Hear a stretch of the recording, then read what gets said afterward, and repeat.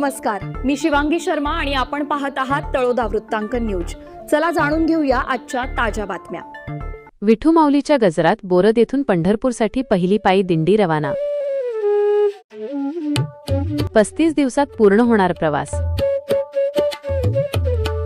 आषाढी एकादशीला भाविक घेणार विठ्ठलाचे दर्शन। मंगेश पाटील यांच्यासह तळोदा वृत्तांकन न्यूज नेटवर्क बोरद। नमस्कार प्रेक्षक हो, आषाढी एकादशीच्या पावन पर्वावर विठ्ठल दर्शनाची आस घेऊन बोरद येथून जून 22 रोजी पंढरपूरसाठी पायी दिंडीचे अतिशय उत्साहात आणि भक्तिमय वातावरणात प्रस्थान झाले।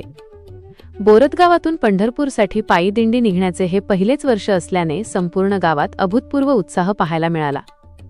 ही दिंडी 35 दिवसांचा प्रवास करून जुलै 25 रोजी आषाढी एकादशीच्या दिवशी पंढरपूर येथे पोहोचणार आहे। या दिंडी सोहळ्यात भाविक दररोज दिवसातून 15 ते 20 किलोमीटरचा पायी प्रवास करणार आहेत। 35 दिवसांच्या या भक्तिमय प्रवासात एकूण दिंडी प्रदक्षिणा पूर्ण होईल।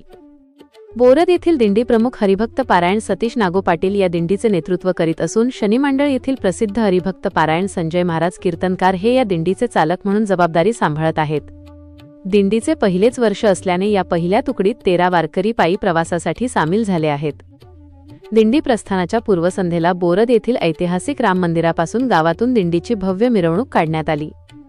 ज्ञानोबा तुकाराम आणि विठ्ठल विठ्ठलच्या जयघोषात आणि टाळ मृदंगाच्या तालावर निघालेल्या या मिरवणुकीत गावातील शेकडो भाविक उत्स्फूर्तपणे सामील झाले होते। या भव्य मिरवणुकीची सांगता दिंडी प्रमुख सतीश नागो पाटील यांच्या घराजवळ झाली। मिरवणुकीनंतर रात्री घराच्या प्रांगणात संजय महाराज यांचा भव्य कीर्तन सोहळा पार पडला। त्यांच्या सुश्राव्य कीर्तनाने संपूर्ण गाव विठ्ठलमय झाले होते। त्यानंतर दुसऱ्या दिवशी सकाळी ठीक 8 वाजता सतीश पाटील यांच्या निवासस्थानापासून पायी दिंडीला खऱ्या अर्थाने सुरुवात झाली।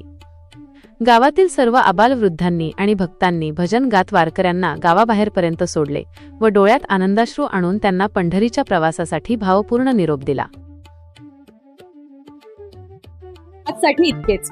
अशाच ताज्या आणि महत्त्वाच्या बातम्या पाहण्यासाठी आमच्या चॅनलला सबस्क्राइब करा। धन्यवाद।